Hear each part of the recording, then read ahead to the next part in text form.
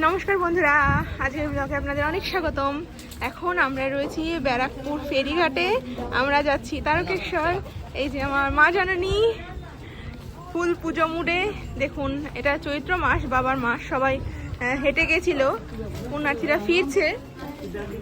ওনারা হেঁটে গেছিলেন, কিন্তু আমরা ট্রেনে যাব। আমরা এবার হেঁটে যাব না, আমরা শ্রাবণ মাসে হেঁটে যাই, চৈত্র মাসে হেঁটে যাই না। আপনারা রাস্তায় অনেক দেখতে পাবেন যে বাবার ধাম থেকে পুজো করে ফিরছেন। এই যে দেখুন, দলে দলে বাঁক নিয়ে ফিরছে। আমরা ঘাট পার হয়ে ওই পারে গিয়ে স্নান করব। স্নান করে তারপর আমরা জল নিয়ে যাব। এই শ্রাবণ মাস আর চৈত্র মাস, এই দুই মাসেই বাবার কাছে মানে তারকেশ্বরে হেঁটে যাওয়ার রীতি আমাদের প্রচলিত, বহু পুরনো রীতি এটা। আমরা হেঁটে যাই।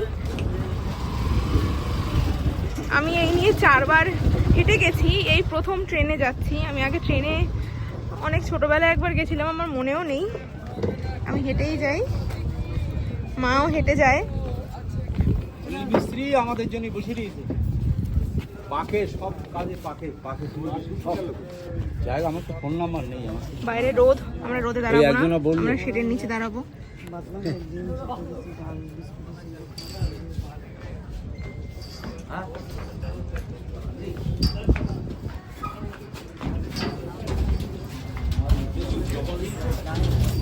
একটু চেপে বসেন, এখানে বসার জায়গা আছে।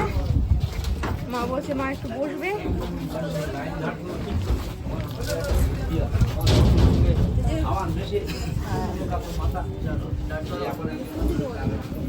এই যে দেখুন, লঞ্চ ভরবে, তারপর ছাড়বে।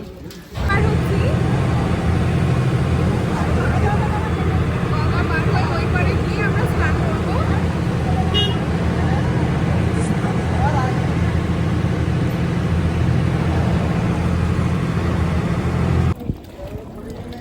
আমাদের স্নান ধান কমপ্লিট, আমাদের জল নেওয়া কমপ্লিট। আমি তো ঠিক করতে পারলাম না জামা কাপড়টা।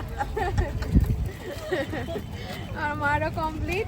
দেখুন, এই যে এখানে জল নেওয়া চলছে। এটা তো চৈত্র মাস, এখানে এই চৈত্র মাসে এটাই প্রচলন যে এইভাবে জল নিয়ে হেঁটে হেঁটে যায়। কিন্তু আমরা ট্রেনে যাব, আমাদের কমপ্লিট। আমাদের সঙ্গে থাকুন। আমাদের হর হর মহাদেব মন্দিরে গিয়ে আবার দেখা হবে। গঙ্গা, জয় মা গঙ্গা।